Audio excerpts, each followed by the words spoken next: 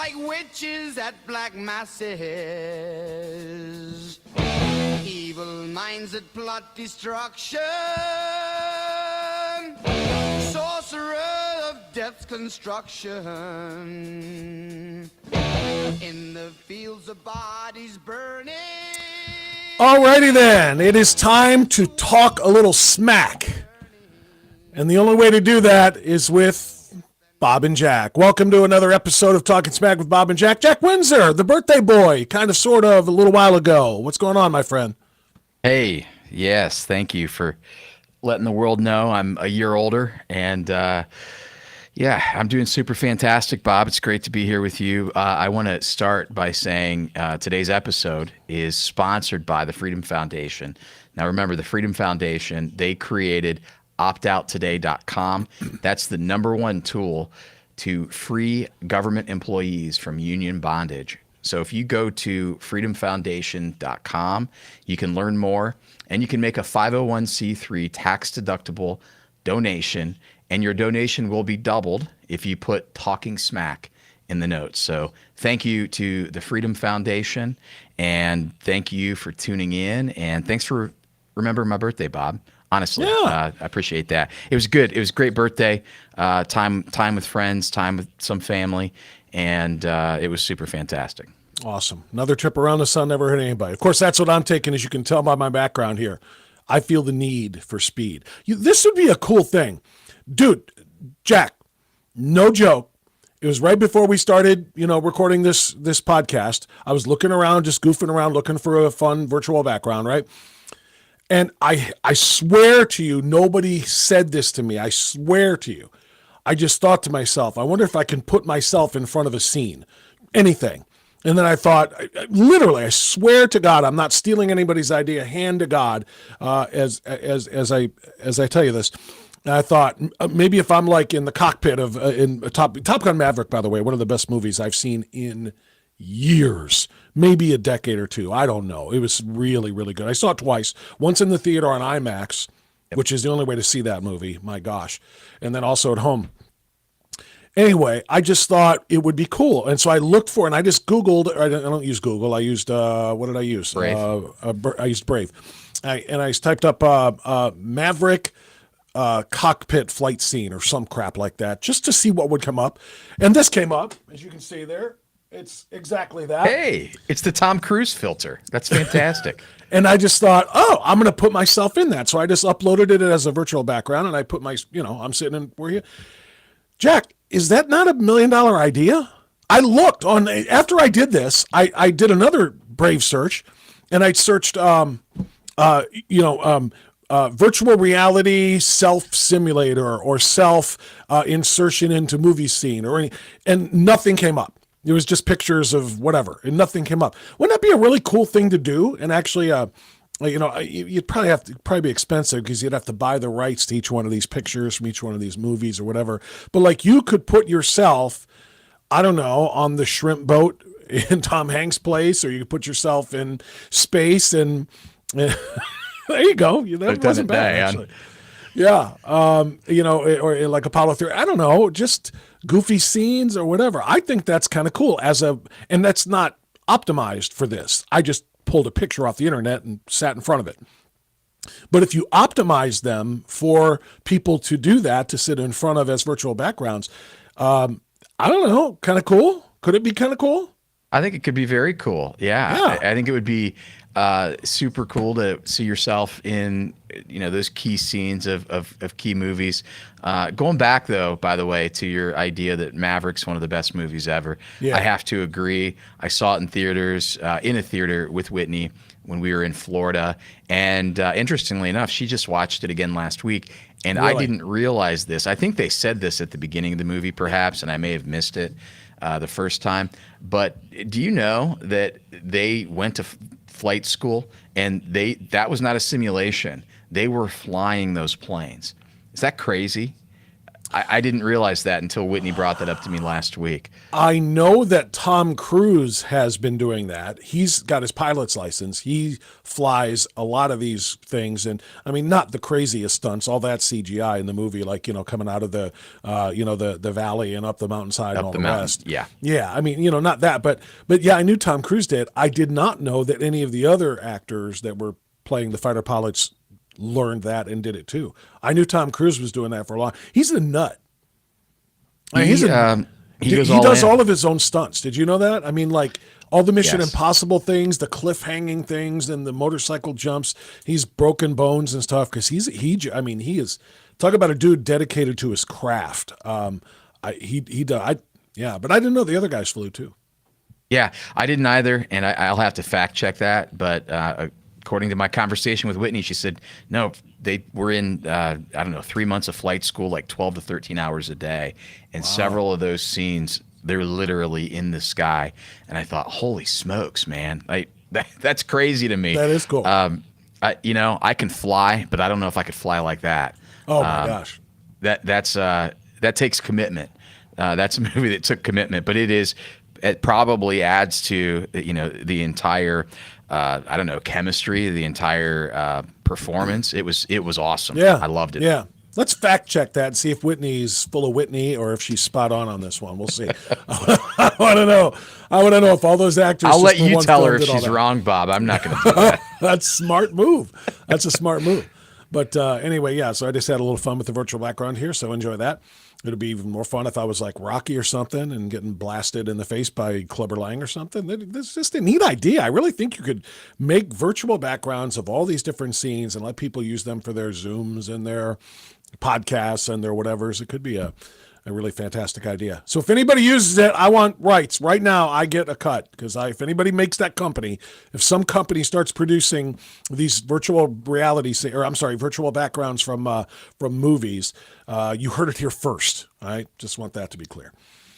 All right, J-Dub, let's have a little fun. For those who don't know, of course you wouldn't know. We just started the show and we didn't tell you yet.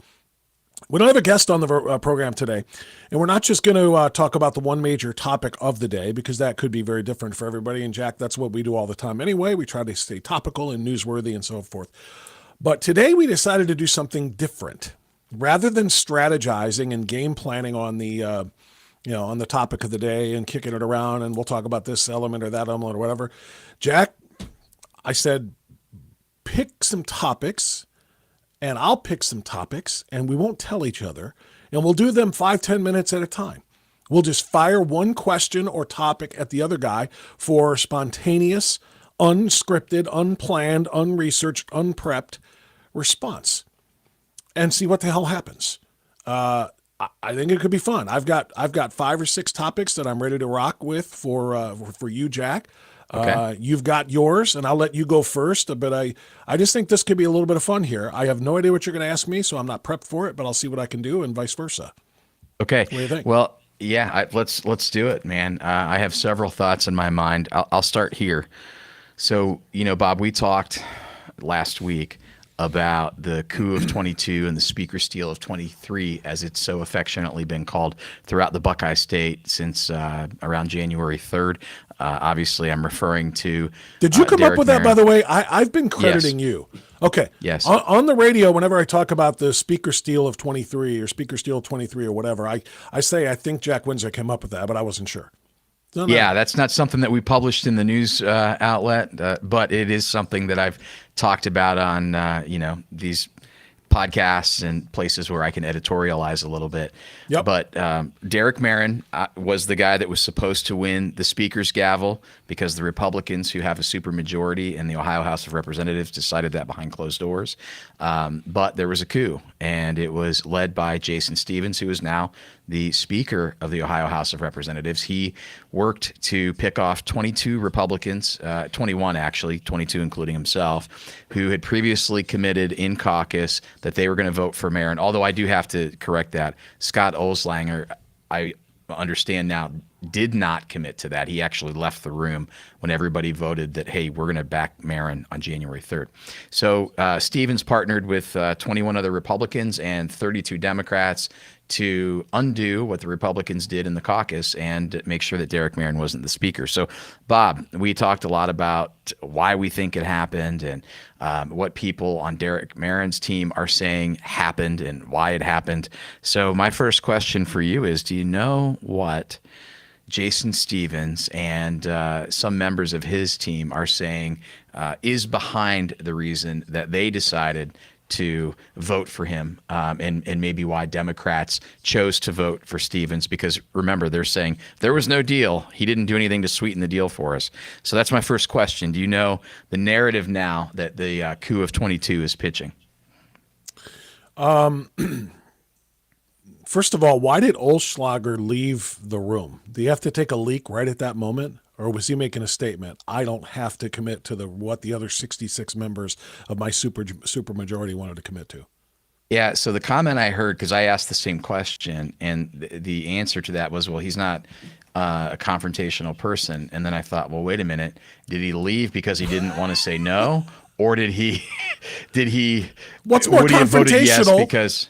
What's more confrontational than being the only one of 67 to leave the room and not be there to agree to that? You just stood out as being confrontational. You literally just said, no, I'm not going along with the rest of you. If right. That doesn't tell all 66 of them, the rest of them, that they're in a different place than you are. How is that not confronting them? I'm sorry, go on. No. I'm with you. So that's the question, though. Are you familiar with the narrative at all? No, I'm not. Okay. I'm not. Okay. Other than when I talked to Derek Merrin on Thursday, I believe it's Thursday, last week, for about a good 25 minutes, got some really in-depth information on him. Oh, by the way, I want to start a stopwatch on this so we can make sure we work our way through our topics. What should I set it for? 6 minutes a topic, 7 minutes a topic? 4 more minutes. Right. Let's do 5 or 6 for each topic. It's fine with me. All right, I'll set it for 4 more, and I'll give you my short answer here, and I'll let you go with more information because I don't have a ton.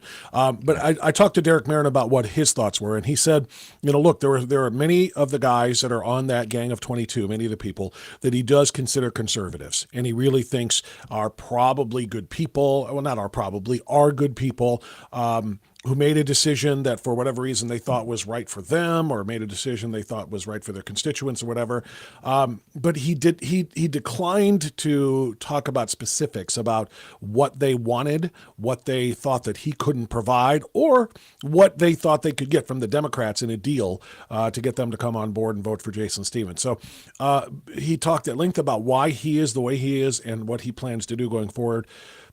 And I talked to 3 or 4 different members of the gang of 22 that were part of this speaker steal, as you to coin your phrase, and they've all just said the same thing. Nope, there was no deal. Nope, one guy said it was just right for my district, right for my the people, my constituents. This is about unity and stability. I did not get any specifics about what their belief is Jason Stevens could bring that Derek Merrin could not.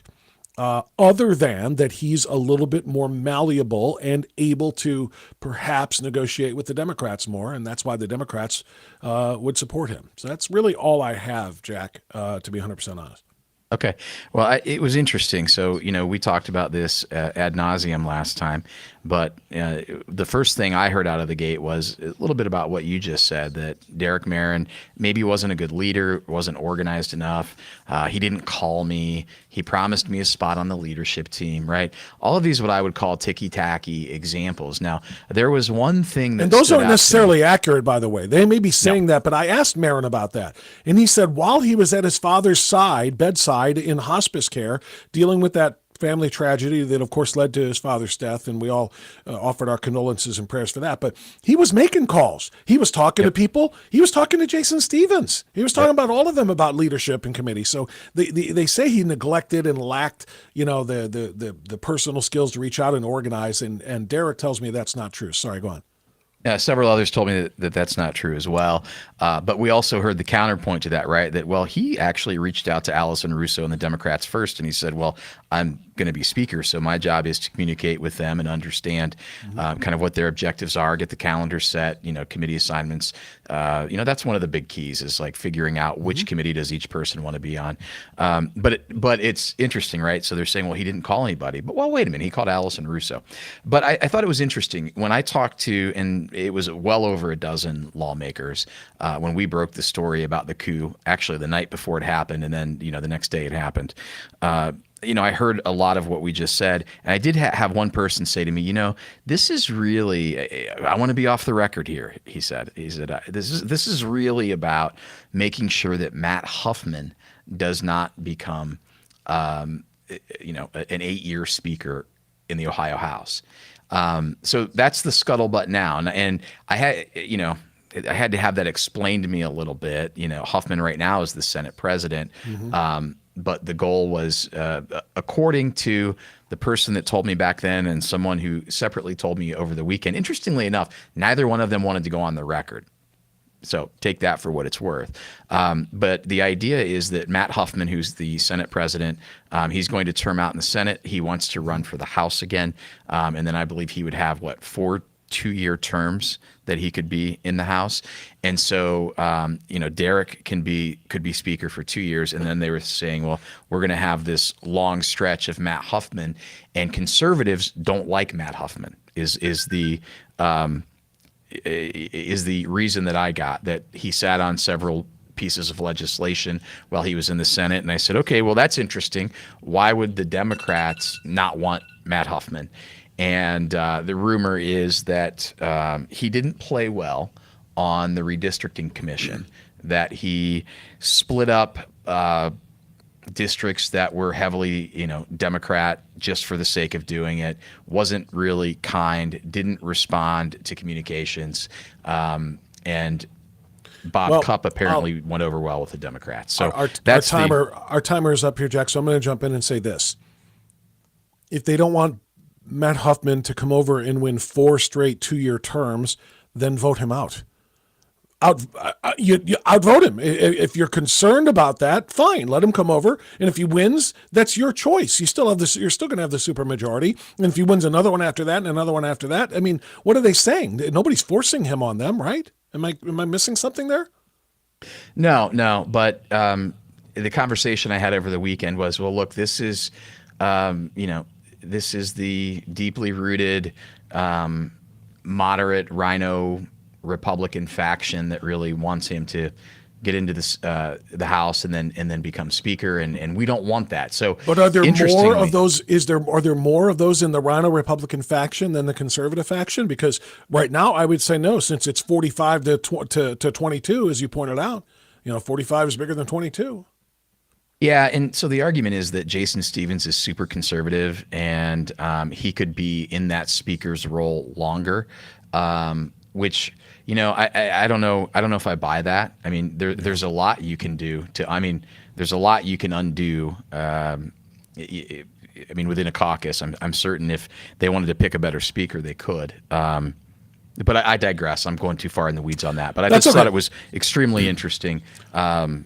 No, it is, but in the interest of doing, no, I agree with you. It is, and there will be a time for a much longer conversation on that. But for tonight's purposes, we want to roll through a bunch of different topics. Now, this is the fun part for me. You've asked me your first one. I don't know what my first one is going to be for you. I took the liberty prior to the podcast of sending screenshots of the topics I wanted to discuss for you to Bruce. Okay. And I asked Bruce to put them in whatever random order he wants. That way I get a little spontaneity too. I don't know which one is coming up here, but I do know it's a question for you. So Bruce, fire away. Oh, there it is, the first one. This is Mike Bianchi, a columnist in the Orlando Sentinel, covers the Jaguars, obviously. After the Jaguars had that incredible comeback on Saturday, actually, I think this was before that game, January 11th, but they had that incredible comeback and won a playoff game on Saturday, just a year after Urban Meyer was fired after 13 games of his career as a professional football coach. He was 2-11, and everybody in the locker room hated him.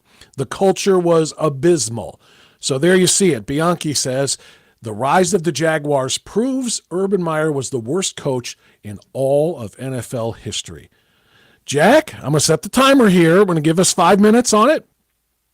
Is Mike Bianchi, and he's not the only one, by the way. I read some others online. I just picked that screenshot who have said the same thing, that the fact that they went from 2-11 and everybody hating Urban Meyer to being a playoff team and actually just won a wild card game in a year proves that Urban Meyer was the worst ever to coach in the National Football League. And you say what? I say not so fast, my friend. I get the sentiment, but some names just came to mind for me, and I can't spout off records, but I'm thinking about a guy by the name of Lou Holtz. I'm thinking about Nick Saban. I'm thinking about Greg Schiano, if that's correct. There's a really long list of people who did well in college, went to the pros, did awful, came back and had stellar careers as college coaches. They're two separate ball games, or at least they used to be. There's two entirely different types of culture. So was Urban Meyer a bad coach? Well, yes, he was at the NFL level, but he was a fantastic college coach. But do I think he's the worst? I don't know. Hugh Jackson might have been the worst coach. I mean, you could go through the Browns organization over the past 20 years and probably find a handful of coaches that were just as bad. So, no, I'm not trying to drink the Ohio State Urban Meyer Kool-Aid. I think he was. Yes, I think you he made are. some really bad. I think he made some really Yes, bad you choices are. as a coach, and I think he had a terrible, rotten record. But is he the worst NFL coach of all time? I don't know if I buy that. Yeah, you are. Yeah, and I posted this on an Ohio Sports Talk page on Facebook run by some friends. And, the Buckeye defenders came out and said, oh, we can't say that about Urban. Urban is, he's a legend, in Columbus. He's a national champion and beat Michigan 7 straight times. And, Urban is Saint Urban. And you can't do that. You can't say that. But as the article points out, and as you pointed out, yes, Lou Holtz was a terrible NFL coach. He was 3-10. Yes, Schiano was a terrible NFL coach. Yes, there are a number. As you pointed out, it's a different game. Steve Spurrier was terrible in the NFL, was tremendous in college. But as the article points out, the X factor isn't just the record. It's that those guys lost and sucked and stunk with lousy teams. Urban lost and sucked at 2-11, was fired just less than a year in. 13 games, and he was booted. 13 games, and that roster that sucked so bad under his leadership went to the playoffs the next year and now are in the divisional round. None of those other teams, I mean, I don't have it memorized either, but I don't think that Lou Holtz's Jets team made the playoffs the year after they fired him, that the roster was so solid and strong and filled with enough good players, it was only his coaching that screwed it up. This situation would indicate that Urban Meyer, one of the best college coaches in history, in my opinion, I mean, really just behind Saban and, I don't know, we got to look at even Woody or even Bear Bryant or whatever. Bobby Bob. He's top 5. He's top 5. Yes, he book. is. No question about it. But I don't know that any of those other guys had coached a team that was talented enough to make the playoffs next year, but just sucked awfully under the years they were there. That's what makes this one so unique. Watching them right now, they look like a completely different franchise than the one Urban Meyer just piddled around with and completely butchered. Yeah, So, You got a minute left on the. Got a minute left on this clock. You want to? Well, I was going to say anymore? Butch Davis, and I thought the Browns went to the playoffs after Butch, but I could be wrong. No, I hear you. It's a salient point. Do I think he's the worst of all time? No, I think he made some. I think what makes look. If you don't perform, that's one thing. But if you do the wrong things and you don't do well, I think that there's a special type of resentment that fans have for you. And I don't need to go back over Urban Meyer's sins, but he really made some poor choices. Yeah, he did. And I think that probably adds to this. I think if he were, because remember what the players said? I mean, he treated them all like he was coaching college kids. You can yell at 19 and 20-year-olds and make them afraid of you. You don't do that to grown men. You know what I mean? Who are 29, 30, veterans. He smacked the kicker or kicked the kicker or something like that when he missed a kick in practice and yelled at him.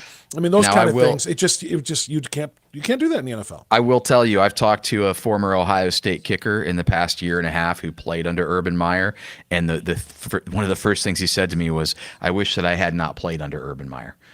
He did not. I mean, he was renowned for having disrespect for kickers, especially, which is a shame. It is. So anyway, there it is. That's topic number 1 for me. I've got more locked and loaded on the screen for you, but I don't know which one they're going to be. But it's your turn. Okay. Let's see. How do I want to tee this up? You did a much better job than I did, Bob. You've got visuals and titles, and let's talk about Martin Luther King Jr. We celebrated his life today. A federal holiday that was created back in 1983, and his holiday is one of two. The other is essentially George Washington, and then eventually it became President's Day, I believe. But do you think that? Don't forget Columbus Day, by the way. Well, yes, you're when you said correct. Just two, I don't know what you mean. Like just named after one individual. No, actually, I stand corrected. That would be right. It would be Columbus Day. Yep. Okay. You're right. Continue. So there would be 3. He would be one of 3, I believe. So higher education has abandoned Martin Luther King Jr. True or false, and why? Absolutely. And I've just set the 5-minute clock, by the way. Okay. I'm hoping that the buzzer is louder this time. It's not just higher education, all of education. Junior high education, high school education, anybody and everybody that if they're in school, they have abandoned Martin Luther King Jr. because they have intentionally killed his dream. Let me say that again. Intentionally killed his dream. We all know the speech, 1963. He stood there and talked to over 200,000 people. Black and white people came from all over the country to hear him in this monumental speech in which he talked about the dream that he has. And one of the core lines of that dream is, I have a dream that one day my children will live in a nation where they will be judged not by the color of their skin, but by the content of their character. Now, Jack, as you know, schools are teaching either under the name CRT, critical race theory, or not by name because of the controversy surrounding it in practice. They're inserting it into lessons, into math lessons. What do you mean? We don't teach CRT, but then you got word problems in there that basically talk about blacks and whites and differences and so forth. Critical race theory, for those who don't know, and if you're watching our podcast, I'm sure you do, so I apologize. But critical race theory is Marxist theory that says, and it's critical theory can be used for a lot of things, not just race, but in critical race theory, CRT, it says there are two groups of people. There are oppressors and there are victims. And you are on one side of that or the other. And you don't have a choice as to which one you are. It's because of the color of your skin. If you were born with lighter colored skin, you are an oppressor. It's in your DNA. You are an oppressor, the descendant of slave owners and hateful white bigots. If you have darker colored skin, you are a victim and you have no choice in the matter. You must be afraid of and should not like that person in the light colored skin over there. And you will never be given a fair shake in this country. This country is out to hurt you, out to demonize you, out to marginalize you, out to limit you. And then they tell the kids, go play. Go play together. You're oppressors, you're victims. Now we have to try to see if we can get you guys to get along. Jack, that is the 100% polar opposite of Martin Luther King's dream. King's dream says, don't judge on color of skin, judge on content of character. But today's lessons say, don't judge on content of character, judge on color of skin. White, oppressor, dark skin, victim, always. And anti-racism is the only way. And anti-racism taught by those who promote CRT, anti-racism says that the only not cure, what's the word? The only proper response to past discrimination is present day discrimination. And the only resolution for present discrimination is future discrimination. It's a constant intentional intent to divide, which is, of course, the exact opposite of what Martin Luther King's speech on unity was all about. Yeah, and you know the interesting thing you mentioned that straight away. Yeah, it was about 60 years, right, or so Yes, ago. 60 years. When he gave 1963. that incredible talk, and it wasn't just an incredible talk. It was a talk backed by peaceful demonstration and a lifestyle that he lived that brought about one of the most necessary changes in human history. And it should be a time period that we are proud of, not one that we ignore. It should be one that we look at and go, hey, you know, this guy stood up and made us take seriously some of the promises in our founding documents. It was a beautiful thing. But you know what happens today, Bob, when you utter those words? I've read this multiple times over the past couple of years. Well, of course, you know, they're saying you don't understand the nature of what Dr. King was talking about, and you know, it's the alt-right whites who just absolutely obsess over that line of, you know, content of character versus color of skin, and they hate it.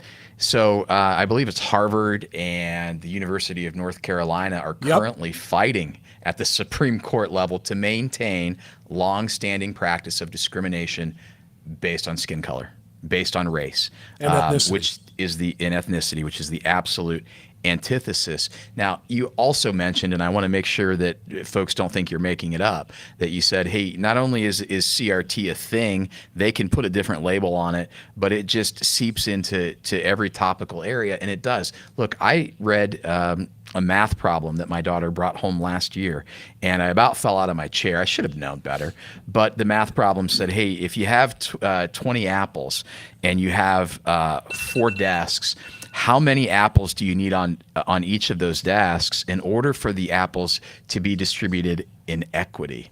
And of course, I picked up the phone right away and said, no. We're doing math. We're not doing social justice. And you can say equally distributed.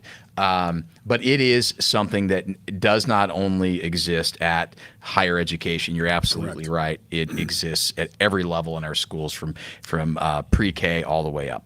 Great question. Great question. Even if you don't have the visual graphics that I've got. Big Bruce, your turn, my friend. Fire up the next graphic that you've chosen in order, your choice. Okay. This one is not too far off from the one you just asked me because it does have to do with race relations. I did an interview today with a gentleman by the name of... Gosh, I can't believe I'm doing this right now. What is his name? He was a phenomenal guest. Adam Coleman, who wrote a Substack column about this, an article about this. With transgenderism being all the rage, and we are being told by the left that transgenderism means we have to accept people for whatever they say they identify as. In other words, what do we hear all the time? Trans women are real women. Even if you're a biological male, if you really truly believe you're a woman, then everyone must accept you as such. Same thing with females to males. Well, if transgenderism can just be whatever you feel like, why not transracialism? We all remember Rachel Dolezal.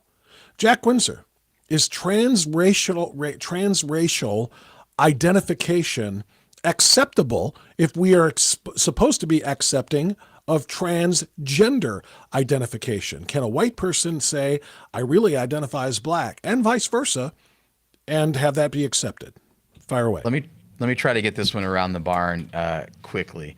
I used to tell a story in my past life when I was doing a lot of work with businesses. My job was to help them get the right people on the bus, put them in the right seat, and get from point A to point B as quickly and as efficiently as possible. And to me, that meant making sure that you had people doing what they were predisposed or what they were excellent at doing, right? And I used to tell this story all the time that if I didn't like who I was, I could tattoo up my whole body, I could grow my hair out, I could dye it a certain color, I could move out to the West Coast, and I could tell everybody out there, I'm so-and-so's son, and I'm this, that, or the other. And I said, but here's the hard reality. At the end of the day, if somebody said to me, no, you're Jack Windsor's son, because my dad's name's Jack as well. You're Jack Windsor's son. I mean, I see you acting this way, but you're, and I said, if they drew blood from me, and they drew blood from my dad, and they looked at the DNA strands, guess what? I could say what I was all day long, but my DNA would match because we all have not only a unique DNA, but we have a DNA that says who we are, and it is our lineage. That's reality. So no, I don't think that you can do that. Just as much as I can't go to Huntington Bank tomorrow and say, I'm trans financial, I identify as a billionaire. I've been studying, I've been transitioning for about 2 years, reading up on everything. I need you to put about $1 billion in my bank account. It's not going to happen. So no, I don't think that it's real. I think it's real in these folks' minds. But let me get to the reason that this is happening, Bob. We talked about it actually with the coup of 22 last week, and we talked about it with respect to you create chaos, you divide the troops, you go to war, and you conquer, and then you take power. That's what this is about. Right? It's transgenderism. It's trans racism. It's whatever. They being the powers that want to absolutely destroy our republic and destroy America, they want to divide as much as they can, because the more they divide, the more that they get people on their, pro-mask, pro-vaccine, pro-democracy, right? Anti whatever that looks like American. And the more people they have on that side of the scale, eventually they win. And when they win, a lot of useful idiots are going to celebrate because they don't know what's going to happen. But there are a lot of nefarious people at the top that are bringing these things down into our culture. And this is one of those things that's created to divide and conquer us as a people, as Americans. Got 2 minutes left on our clock here for this one. I'll only take 1 minute of it so we can get to the next one. Cultural appropriation has been a big topic among a lot of people when it comes to the races and comes to ethnicities and so on and so forth. People don't like white people wearing anything that might be have had an origin in Hispanic or Latin culture. They don't want them wearing anything that might have anything. I mean, they don't even like it when white women or girls braid their hair, because that's a total black cultural appropriation thing. The black community will not take lightly. Let me say that, will not take lightly the idea that a white person can identify as a black person and just get away with it and be said, yes, trans black is black, just like trans women are real women. They're not going to take that. An example, the OG for all of this was Rachel Dolezal, a white girl who back in 2015 was exposed and discovered to have been pretending to be black for years, to go through college, and to become a president of a chapter of the NAACP. When people found out that she was white and she just wore really dark tanner and, tightly braided her hair and kinked it up as best she could to make her hair look like it was African-American hair, all these things, she was just destroyed. And I don't even know if she's ever rebounded from that. That was just one woman trying to do this. Can an entire, culture allow that now, given what's going on with transgenderism? Not bloody likely. There's an element to this, but anyway, it was a great article. I highly recommend people read that one. I've tweeted it out. You can see my Twitter there. It's France Rants, but I believe I tweeted out Adam Coleman's Substack on that subject, because he's a black man. He's got a very unique position on this, but it's a really great question. All right, Jack Windsor, your turn. What do you got for me?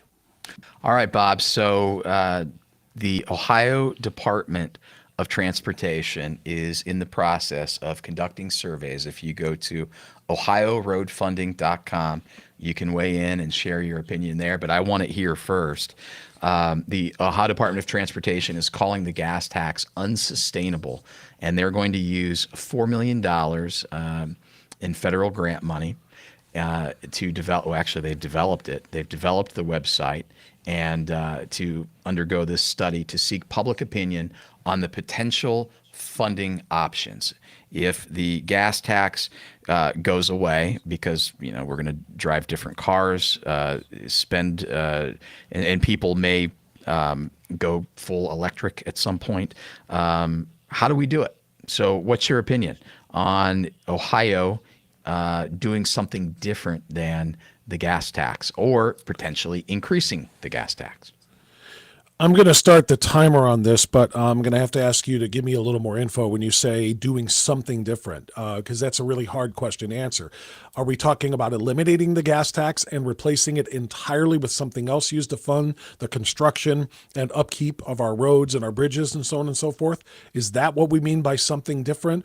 Or, like you kind of hinted there at the end, is it raising the gas tax on those who are still going to drive internal combustion engines and use gas, but because I think currently electric car owners they pay a much higher fee for the registration of their vehicle to offset the fact that they don't contribute to the road funds in gas tax, right? I think that's That's the right. way it currently is. So is That's that right. so when you say do we support something different?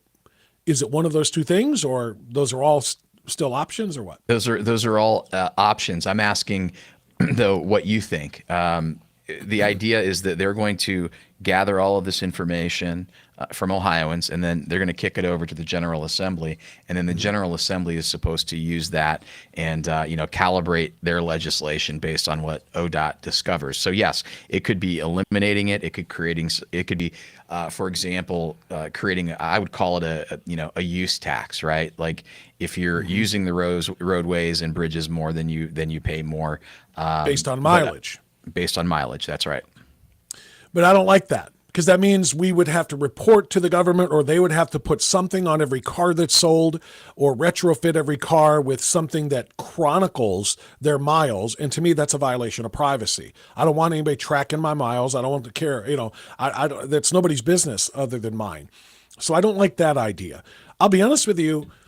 In my opinion, Jack, I think the whole thing should go away. I don't think there should be a gas tax, and I don't think there should be a massive fee at the BMV to register your electric vehicle. Of course, roads need to be funded. Of course, bridges need to be funded, but that's called infrastructure. And all of that, to me, should come out of the Ohio General Fund. We pay enough money in Ohio taxes. And maybe that's another discussion point here, whether or not we should eliminate the state tax the way some states have, like Florida and I think New Jersey, and I can't remember them all, but maybe that's another point of discussion. But as long as we're paying an Ohio state tax, and there is a ton of money in the Ohio General Fund, and there is, particularly because of COVID dollars that are unspent, we're talking about tens of billions of dollars.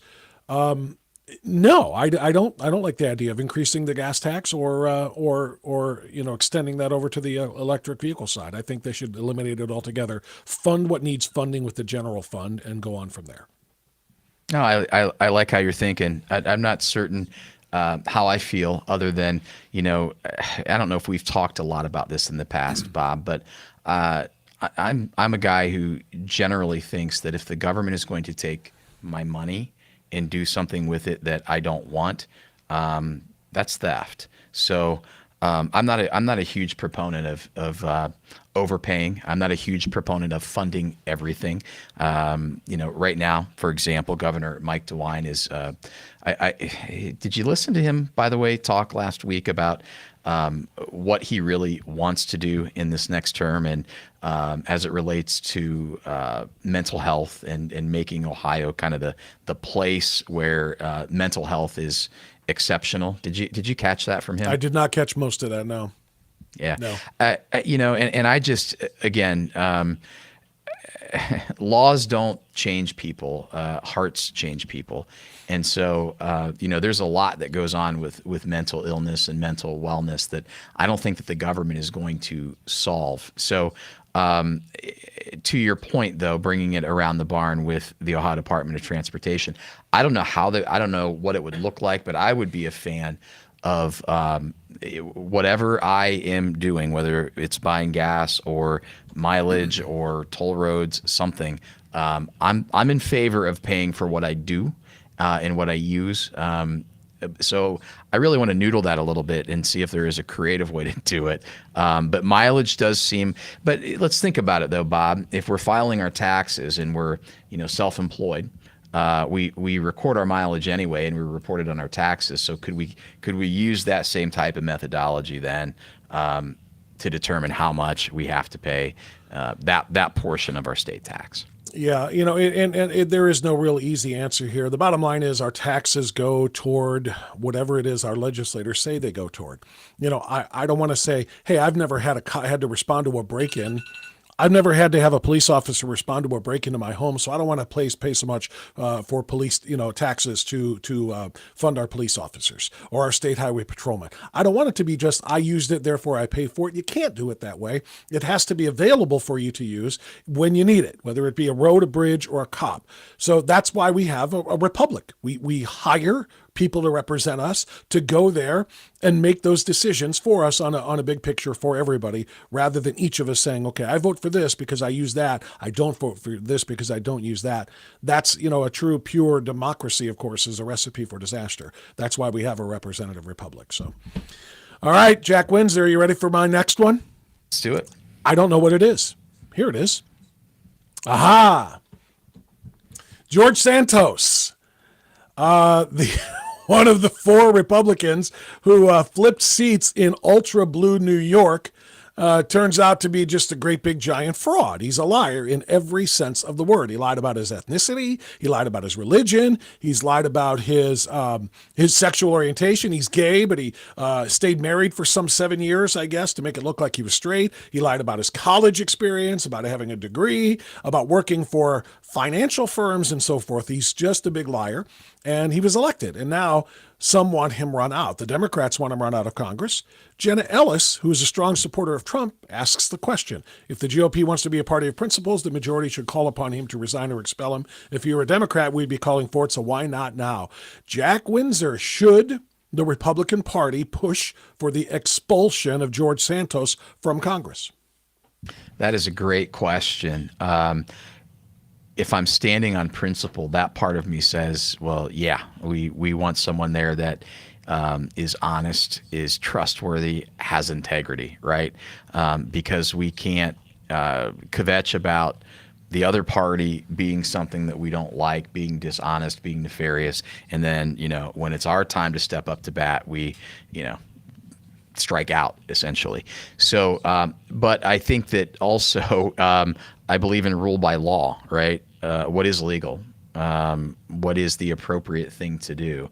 Are there ways for him to legally be removed with cause? I think, and I don't know enough to weigh in on that, but I did have a chance to see the interview that he did, one of the interviews that he did, and it was disturbing. He tried to play down the fact that he said he's Jewish, and he said, well, I have some Jewish heritage, and I would joke about it, and I would say I'm Jew-ish, like kind of Jewish. Kind of like a Jew. That was disgusting, yeah.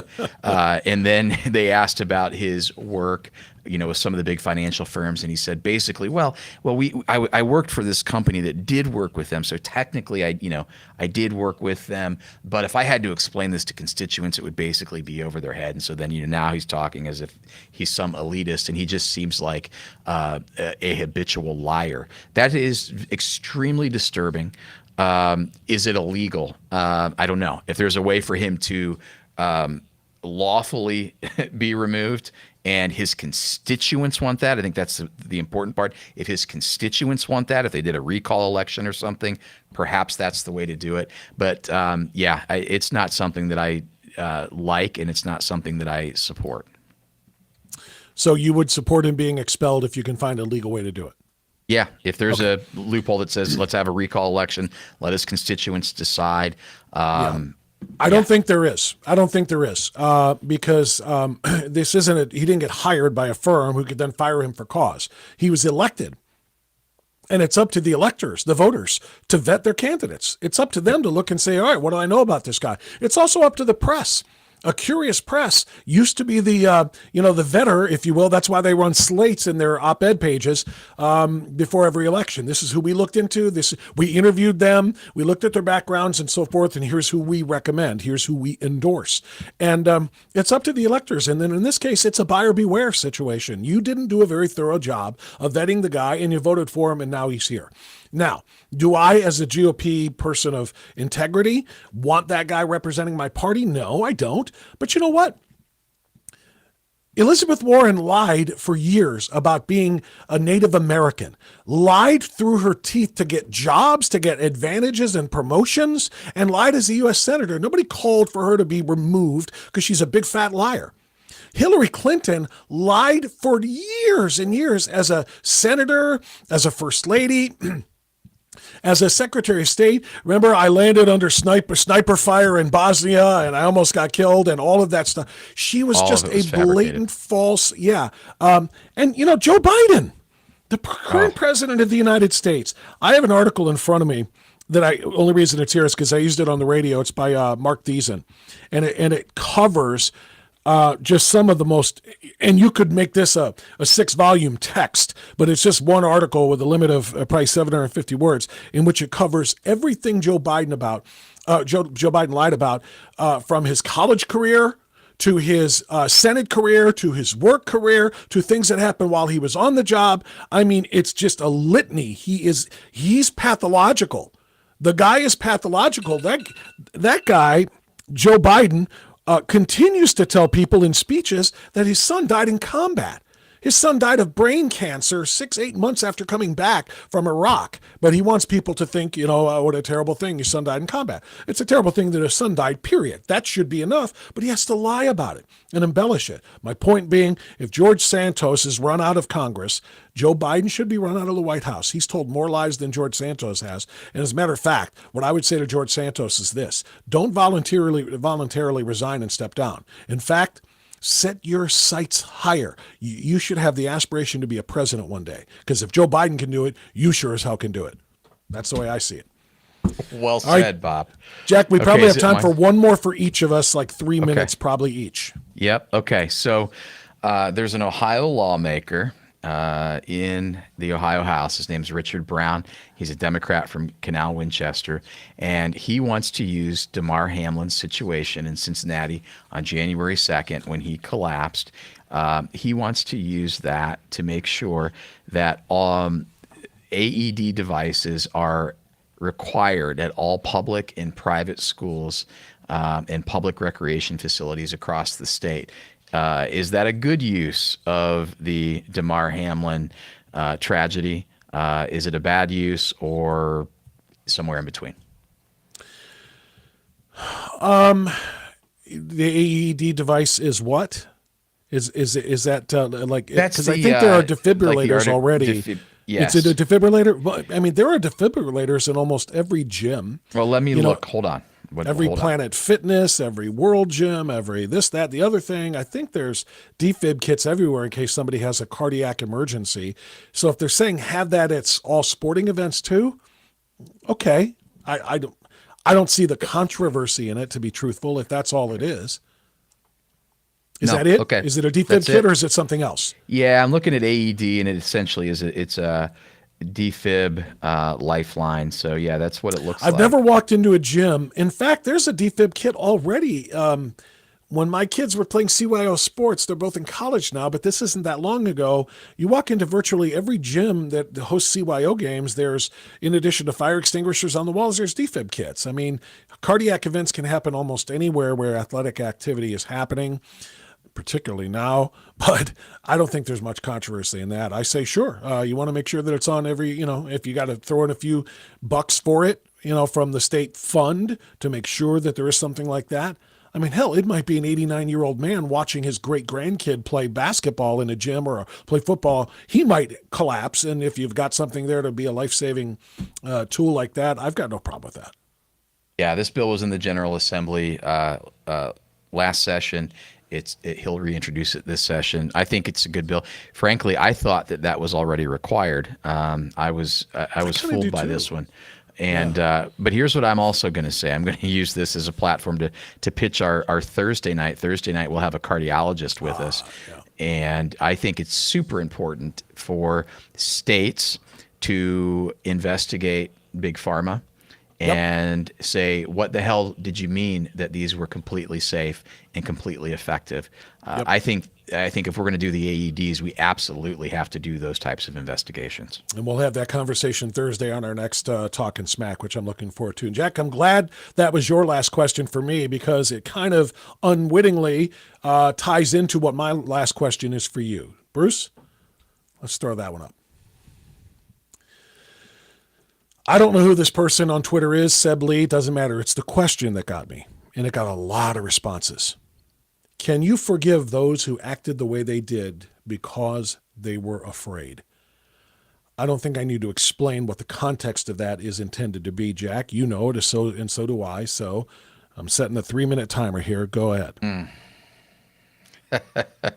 Well, can you forgive? Can you forget? And can you forego? Those are 3 separate things, right? Yeah, I can forgive anybody if, and forgiveness is mine to give, right? And forgiveness is actually probably more about me than the person I'm forgiving. Yeah, I can forgive somebody if they are genuinely repentant. And what I mean by repentant is that they look at it and they see it differently now and say, look, I screwed up, and will you please forgive me? Yes, I can forgive you. I won't forget it. Neither will I forego what the consequence should be if there needs to be a consequence. I'm going to go back to the conversation we had earlier when I talked about nefarious forces that are trying to divide people. There are absolutely nefarious people who knew what was going on. They knew what was effective. They knew what was ineffective. They knew that things could kill other people. And then there were a lot of useful idiots who allowed the people who were perpetuating and perpetrating the fear to get a grip on them. And, I can forgive those folks, but there are some other people that they have hell to pay, and they need to pay. And I'm not one of those guys that's just like, hey, you know what, honest mistake, let's move on. There's no consequence. No, there are consequences, and somebody needs to pay them. I'm going to use part of the remaining minute 30 left on this question to answer it, but also to kind of follow up with you. The way I read the question of the tweet, it's not can you forgive the doctors or the researchers who push these poison darts, and not can we forgive the government for mandating it and blah, blah, blah. Can you forgive those who pushed you to get it and who maybe demonized you, maybe criticized you, maybe said you're going to be one of the ones who kills grandma because they were afraid? Throw that tweet back up there again, if you would, please. Because I want to read it exactly correctly, and I want to make sure. Can you forgive those who acted the way they did because they were afraid? Thank you, Bruce. So because they were victims of the fear mongering of those who said, be afraid, be very afraid. This thing is going to kill you. It's going to kill your grandma. It's going to kill your kids. It's going to kill everybody. You better get the shot before you kill a whole bunch of people. These people were terrified. If they demonized you, or if they made you feel guilty, or if they said, I'm not going to work if that guy's going to work. I don't want him in the same building as me. He's not vaccinated. Can you forgive those people who are not speaking out of meanness or out of anger, but out of terror because they were victimized by the fear-mongering of the government? Yeah, I can do that. Look, Bob, I've had people. I had an attorney in Mansfield, Ohio, who called the TV station I was looking for and threatened a lawsuit because he was ignorant and he was asinine. I had friends that I went to high school with who did the same thing. I had a band of people that I went to high school with who, they were all smarter than me growing up. Everybody was, but I was the blockhead. I was the athlete. I was ignorant, and I was leading this coup that was going to kill grandma and put everyone in harm's way. And they said and did some really bad things. If they came to me and asked for forgiveness, I'd forgive them. Am I still a little pissed off sometimes? You bet. That's key. I love that. If they actually apologize, do they want forgiveness? I'm not just going to blanket say everybody who called me a murderer, a potential murderer, called me stupid for not taking the dart, not trusting the science, and thinking you know more than Dr. Fauci does, and the people who dressed me down for those things. You ask my forgiveness, I will consider that. I'm not just going to say, yeah, you were scared, all you people, it's okay, it's all good, we cool now. No, we're not cool. You need to ask my forgiveness and mean it. Jack, I was looking at the wrong clock before. We still have 2.5 minutes left. You got one more for me, or are you empty? Oh, Manischewitz. Let me see. Let's see if I can. What do you think? No, I don't think I have anything else unless you want to get into. Oh, no, I do know what I want to talk about. We got about Bob, 2 minutes. Yes. Hilliard City School Districts. Are you familiar with this one?